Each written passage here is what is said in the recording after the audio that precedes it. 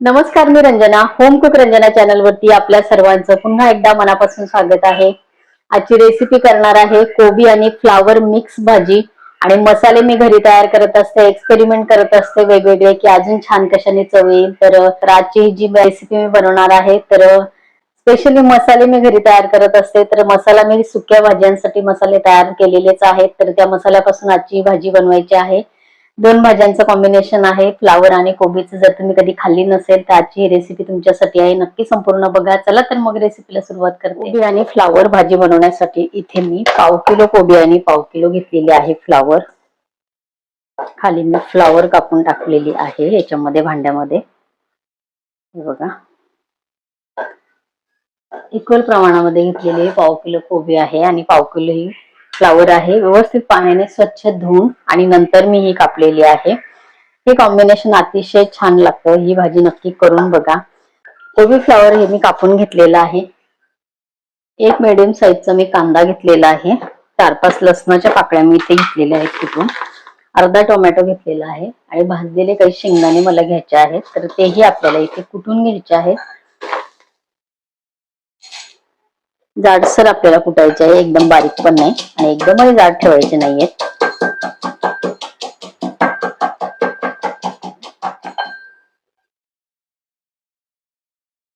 गॅसवरती मी कढई ठेवलेली आहे. 2 टीस्पून मी घालते तेल. कढीपत्ता थोडासा फोडणीसाठी घेणार आहे. तेल व्यवस्थित आपल्याला गरम करायचं आहे. असं कढीपत्ता घेणार आहे. कढीपत्ता आपल्याला तोडून घ्यायचा आहे, त्याची चवही छान लागते. लसूण घालायचं, कांदा घालायचा,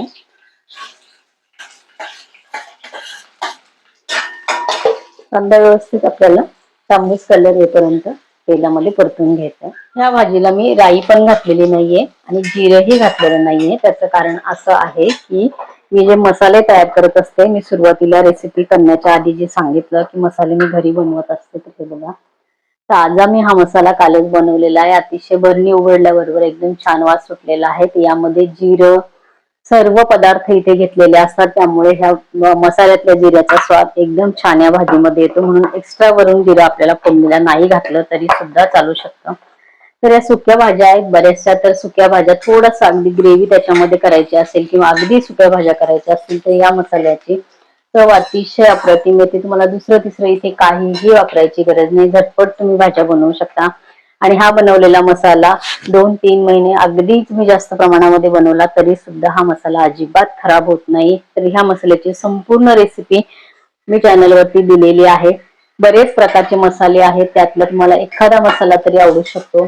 सगळ्या मसाल्यांचे फ्लेवर वेगळे आहेत, चव वेगळी आहे. तर त्यामध्ये मी सांगितलेलं आहे रस्सा भाजीचा, सुक्या भाजीचे मसाले असं. तर तुम्ही बघू शकता चॅनलवरती जाऊन. दुसरी आपल्याला याच्यामध्ये मिरची पावडर वगैरे असं काहीही घालायचं काम पडत नाही. त्यामध्ये मिरची सगळं घातलेलं असतं. तर आता आपला कांदा इथे व्यवस्थित तांबूस कलरचा झालेला आहे. इथे मी आता घालते टोमॅटो. टोमॅटो आपल्याला थोडासा अगदी अर्धा मिनिट फक्त नरम करून घ्यायचा आहे. शेंगदाणे भाजलेले नसतील तरी तुम्ही शेंगदाणे, कांदा व्यवस्थित तांबूस झाला तेव्हा टाकायचा आहे आणि थोडंसं अर्धा मिनिट व्यवस्थित ते शेंगदाणे परतून घ्यायचे. त्यानंतर टोमॅटो घालायचा आहे. पण इथे आपण शेंगदाणे भाजून घेतलेले आहे, त्यामुळे ते नंतर घालायचे. टोमॅटो लगेच आपला नरम पडतो, त्यामुळे जास्त वेळ आपल्याला परतवायची गरज नाही. चिमूटभर घालायचं आहे हिंग. 2 चिमूट घातले आपण हळद. तिखट जर तुम्हाला खूपच जास्त लागत असेल तर तुम्ही या मसाल्याच्या व्यतिरिक्त तिखट वापरू शकता, अन्यथा तुम्हाला तिखट वापरण्याची गरज नाही. हा मसालाही आपल्याला आता घालायचा नाही. भाजी आपल्याला घालायची आहे आपण घेतलेली. गॅस कमी ठेवायचा आहे. संपूर्ण व्यवस्थित भाजी मिक्स करायची आहे. व्यवस्थित आपली मिक्स करून झालेली आहे. आता आपल्याला घालायचं आहे मीठ. आता आपल्याला एकदम छान कोबीला पाणी सुटतं. इथे आपल्याला 1 चमचा घालायचा आहे हा मसाला मी बनवून घेतलेला एवढ्या भाजीसाठी. अगदीच तुम्हाला अजून घट्ट ग्रेव्ही टाईप मध्ये करायचे असेल तर अजून 1 चमचा मसाला तुम्ही घालू शकता. या मसाल्याने आपोआप घट्टपणा येतो, दाटसरपणा येतो, चव अप्रतिम लागतेच. पण भाजी दुसरे कुठलेही मसाले तुम्हाला घालायची गरज पडत नाही. अतिशय छान हा मसाला आहे. त्याची रेसिपी मी चॅनलवरती दिलेली आहे, तुम्ही बघू शकता. हे बघा, अगदी जशी भाजी शिजेल तशी इथे तुम्हाला ग्रेव्ही या भाजीमध्ये दिसणारच आहे. पाणी गरम केलेलंच घालायचं आहे.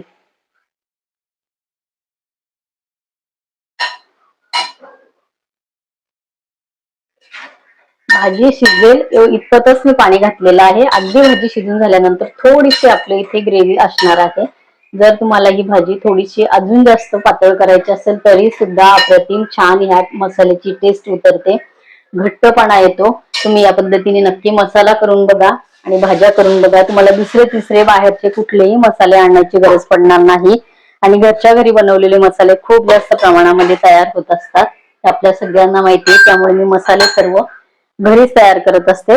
तर भाजी आता झाकण ठेवून आणि आपल्याला 1-2 मिनिट फक्त व्यवस्थित शिजून घ्यायची आहे. झाकण ठेवून 1-2 मिनिट फक्त मी भाजी शिजवणार आहे. जास्त भाजी आपल्याला गाळ शिजवायची नाही.